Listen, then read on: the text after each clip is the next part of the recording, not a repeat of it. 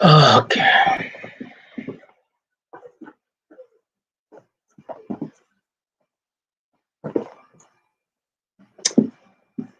Welcome again, friends aboard and local here. Um, it is another hour, another moment to spend some quality time with you. You know, as we continue in this platform, marriage and psychology.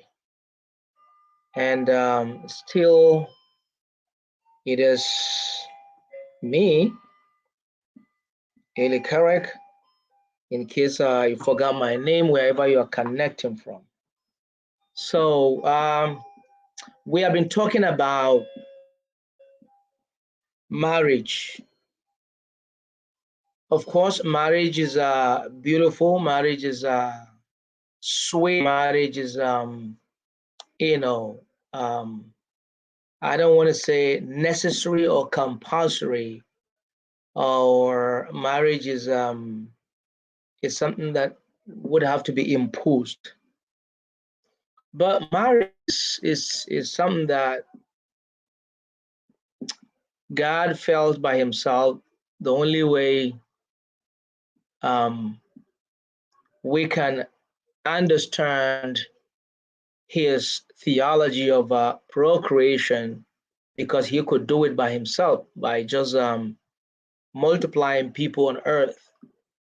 But the logic or the principle of bringing people or multiplying people, you know, marriage has to be kind of introduced, and so marriage was established by God Himself. Today, I want us to revolve around this title that I feel very very important as we look at marriage and psychology. And so I just want to look at emotional imbalances that impacts our marriages, you know how emotions or the emotional imbalances that impacts our marriage. Before I go into that, I would like to read from a book that I read some times ago, and it says something, because why do we have to talk about these things, and why are other people talking about marriage? I believe because marriage matters.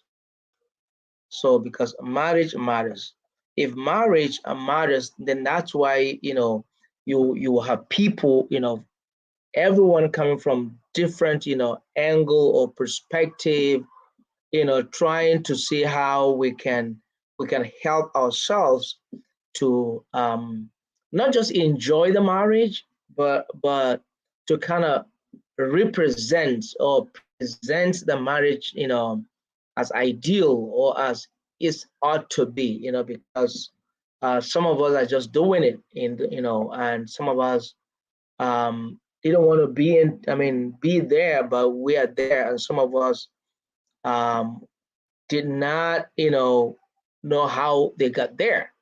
So here, in this book by Stanton, Why Marriage Matters. So why marriage matters.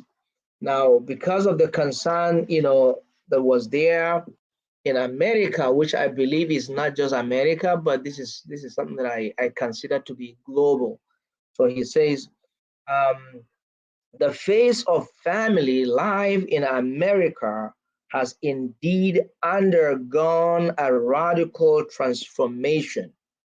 We have become a nation of family relatives. Oh, so okay, relativist,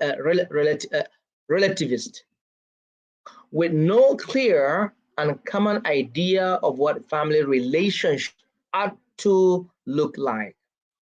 We are willing to accept any configuration that presents itself in sincerity. This leaves us with no common script for family life. We have grown accustomed to allowing the players to cast their own roles and write their own lines according to their personal desires. Radical self-autonomy is now our defining virtue. We owe no one anything except to be true to ourselves. So, in other words, I define what marriage means to me. And on the other hand, I can just look at how someone models his life, his marriage, and say, well, that's the meaning of marriage. Why? Probably because of some ties, or probably some kind of connection or relationship that has been established, And so the concentration of our defining moment as regards to marriage is that, yeah, people who draw their values, people who are more driven by the people from, by the biblical values, and of course they strict to it, to say that this is what marriage is all about, and I'm going to stay there. I'm not going to move. So if anything happened, this person would want to kind of say, well, how did the Bible say about this? What is the Bible saying about concerning marriage? So and some people who draw their values from life experience, from what they think, So definitely the marriage goes that way. So, but doing that sometimes, because probably not knowing, like as we said, some people have no focus, because they don't have a value, so they don't care what happens. And of course there are people who entered marriage without planning, or they are not ready. They found themselves there, especially those young ones who are teenagers.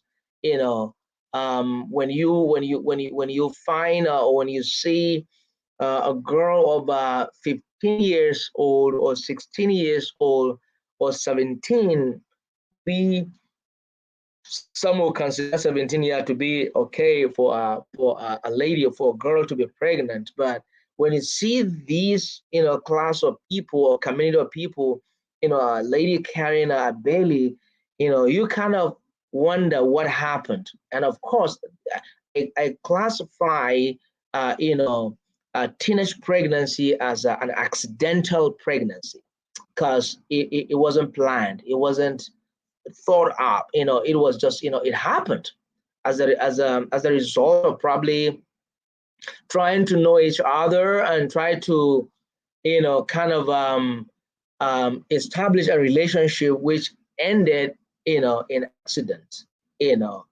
whether social or family or whatever accident, it happens that way.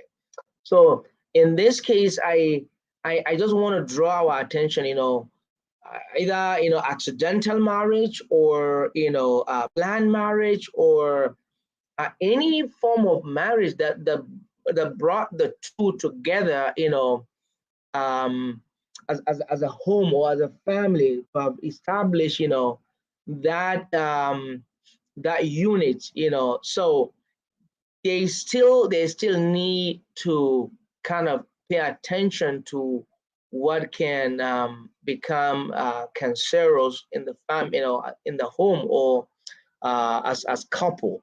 So, and I decided to talk about. I mean, decided, I thought about this, and I kind of say, you know what, we need to talk about, emotional imbalances that can impact, the marriage. So once there is no balance in our emotion, because remember we talked about uh, um, those emotions, the 8 emotions, once there's no balance, once, one of the negative, emotion, overtook, our relationship or our thoughts, definitely you should expect, some level of drift, from the ideal, or from what is normal to abnormal, what is functional to dysfunctional. So, and I say, because any marriage that is impacted, by the imbalances, or by our emotional imbalances, definitely that marriage is liable, to result to different, life stressors that can completely impact the marriage, in different ways, or that can push the marriage, sometimes you wouldn't know where, you know life stress could lead you to. Sometimes you wonder um, why it happens. And before I go there, even before I looked, I mean, I kind of uh, tell you those, possible um, um, difficulties that could lead us to, or even what could result to. And the day I was listening to someone who was talking about marriage, and of course he was preaching. I don't know, maybe preaching or teaching. I guess it was a church. So I heard him, talking about whether marriage is compulsory or not. But he said no, we do not have to. Well, if we want to marry, we can marry, but marriage is not by force. Or marriage is not compulsory. So he says, of course, you do not need to have to marry if you don't want to marry, because he scriptures, because I don't want to recap his sermon, but of course, he was giving us reason why, if you cannot help it, if you cannot, if you know that you are not ready, so don't think you must have to marry. No, you must not, because you know according to him, the Bible says that. So since I am not, discussing on that, but someday I'm going to, kind of bring to your attention, or to kind of talk about, or let's, even discuss about that. But you know there are reasons why people marry, which I believe somehow I might someday, of course, talk about that too. That Bible agrees with that. Reasons why people marry. I believe some people marry, for companionship. Because the Bible says, Adam was by himself, so it was not, good for him to be by himself, because other creatures were paired by two. So Adam was by himself. He had nobody to relate with. He had nobody to share his joy, his happiness, his sadness. So he needed a companion, someone who would be there for him. So, and the next thing is, of course, sex. One of the reasons, for marriage, to have sex. And that means, when you are together, when there's that true ideal understanding, genuine, unionship, definitely God has made some, part of our bodies, or organs, or whatever you might call it, that is needed to be used to add to that uniqueness of the relationship. And so definitely, that's one of the reasons, we're married to have sex, but not after. That's why, it's called marriage, to have sex, but not sex outside. I know that, many people, that there's a lot of, thoughts out there as to whether, when, or how. Uh, then another reason, people marry is to have children. Definitely, when there's companionship, then definitely you should expect, sex will come in, enjoying each other. As a result of enjoying each other, then there will be, because you plant fruit, sorry, you plant a tree or plant or whatever that you planted, that if it is, a chemical tree that you are expecting food out of it. Now, when you plant it and you're watering and you're giving, what you're expecting is the fruit. So definitely, the fruit of being together, enjoying the company of one another, and of course, added with sex, you should expect that, the result could be, fruits. And what's the fruit? The fruits of the womb. What God, puts in there, of course, the fruit of the womb. So, and I know, from the biblical perspective, the Bible says, children are a gift. So, and because I don't want to go to say that, because, right, I know there are marriages that have lasted for, 10 or more than that without a child, because I don't want you to have that, notion or impression that I said, definitely when you have sex there must be, a child. I have seen many marriages without, children. So, and of course, one of the reasons, that people marry to remedy against sin. I mean, what does that mean? Of course, people marry because, instead of him or her to flex around, go after this man, go after this woman, they rather have a woman, that would help her or him not to go after this one, not to go after that one. Instead, to have a wife for himself, to have a husband for herself, so that they can enjoy this moment, enjoy togetherness, companionship, enjoy the sex, of course, that God made it, that of course, um the Bible talked about, Adam knowing his wife, so definitely, um you expect, that's an, to kind of to love, that's an act of, love, of course, be a child, and of course the next one is, to remedy against sin. You don't want to flare around, because sin, there are, is not only the sexual sin, but there are other, but one of this sin, because some people, probably that's their own weakness, but they don't want to allow that to stop them from, a quality relationship with God. So because of that, so they would, decide to kind of, marry. And so, and so back to our emotional imbalances, which could impact, that, relationship that is established. So, today, is unfortunate, and just like, we have read from Stanton book, you find out, because, we do not put, one plus one together, but we just decide to just kind of jump into it, uh, not paying attention to those emotions that we have, because you don't care what she feels or he feels. You don't care, how it feels.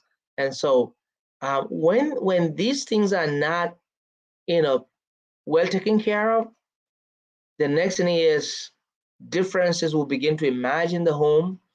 The next thing is, because desires, she desired this and he desires this, and when you desire, the next thing that will follow is you begin to demand, and when demand, start to, kind of, have a lot of, wings before you know, because you desire, You want it, you want to get it, so you demand for it. If you don't, get it, what will happen? You begin to judge. You know, you are this because of this, because of that. You begin to throw judgment on the person.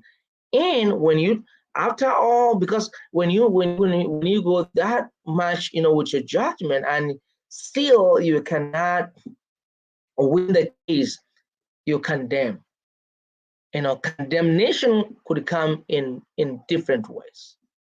So condemnation could come in those, what the thoughts would result to, because now emotionally there's imbalance in the emotion. So now, before you know, is thinking about what to do as the condemnation, or punishment. Let me put it, let me use another word, to punish. How do I put? Because I desire, okay, I want it. Since I can't get it, then judgment. Now, if my judgment is not in any way like leading, to win, or to kind of getting it, then now the next thing is punishment. And you know what this can it can lead to, homicide or suicide, because you don't care. At that moment, your your heart is desperate. Your heart is desperate, because she is this. I don't care. This woman is wicked. This woman is this, or this man. I know what to do. I will end it. I will end your life. I will. Why? Because there's emotional imbalances. That's a problem. So, and of course, it is not only gonna because before it gets to even being homicidal or suicidal, it starts gradual. It starts gradual. Before you know, there's a shutdown. Probably you decide to go numb, or you decide to go, you use the word zip up. Before you know, now anxiety will start to encroach.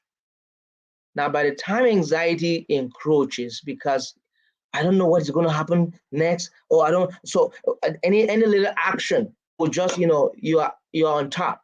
You start to shout. You start to, because why? Anxiety now start to encroach, and before you know, if as a result of that you are not getting it, and some people shut down, some people who are more melancholia, and before you know, depression will now take over. Why? Because maybe she couldn't talk enough for him to understand her, or for her to understand him. Now depression is going to now take over. So now, when depression would now take over, before you know, you begin to disassociate. You begin to disassociate. You begin to disassociate. Now, of course, when there's disassociation, now meaning trauma can get it to higher level, from mild to moderate to severe, depression. So because, and when you are highly depressed, definitely that's when the shutdown is going to be, because you are numb, you don't want to talk, flight and whatever, emotional feelings at that moment that would just throw you. And the next thing is, that's when you begin to think about, okay, now I'm tired of this world. Borderline disorder or can also crept in also. And when all of these are there, you begin to ask the question, what's my life all about? Why am I here on this on earth? Why am I here? I'm tired of this world. I'm tired of this marriage. I'm tired of this man. To hell with you. You know what I'm talking about? So, and as you do that, you do that, you don't know where that is going to lead to. You don't know what that is going to lead to. And in marriage, of course, there's trauma. Emotional imbalances could lead to trauma, or an action or events, in the course of your relationship. It could be, this trauma might affect your wife or affect you or affect, even if God bless you with a child, the trauma could affect your child. And sometimes, childhood trauma is not clearly, understood until the person, is adult. Then he start to exhibit, he start to display, and to show those symptoms of what is going on with this person. And of course, by the time you start to trace it, of course, you find out this is something that happened when this person was little. Why? Because mama or papa abandoned. And so, see, trauma could start, or could come as a result of, separation in marriage, or something that happened that you are not able to handle it, and probably you beat your wife, or probably you decided to harm your husband, or you leave that event, that very particular event, causes, or probably impacts the brain, because, yeah, I think, I'm going to talk about how trauma impacts our marriage. That will be the next our next discussion, because it impacts our marriage. Because it is not just the marriage, because for it to have impacted the marriage, it means it has already impacted the brain. Okay, it impacted the brain, and especially the three part of the brain. Or, yeah, of course, when it affects our frontal cortex, or hippocampus, or amygdala. These are areas, of our brain that it act. I mean, when trauma is in, when brain I mean when there's trauma, when trauma is experienced, you know or when an event, that happens, it affects our memory, it affects, how we generate emotions, and of course how we, it affects those, part of our body. So, and definitely, and that's why we need to kind of pay attention to any little, conflict, any little differences, anything that that would not give you normalcy in terms of your relationship, because how you started. Because how you started, then you have to evaluate and assess, your travel or your journey, or every progress that you make, in your marriage. You have to keep assessment to that, because oh, that's not how we used to talk. If there's need for us to talk, that's not how we used to eat together. At the table. Why is it that now she doesn't want to wait for me, or he doesn't want to wait for me? Why does he sit there? He's sitting there. He doesn't want to sit here, watching television. You know, he want to be in the couch or in the recliner, and I am here. Why are we not? Meaning there's something that you are not paying attention to, and those behaviors, when it translates to, to the feelings, when the behavior translates into the feelings, now, before you know, harm will be done. Harm is going to, we are, of course. So you want to avoid anything that will lead to harmful, disaster in the home. A healthy home is a functional home. A healthy home is a home that has balanced emotion, is a home that, progresses, healthy wise, because anything that is not healthy is not good. It's not good.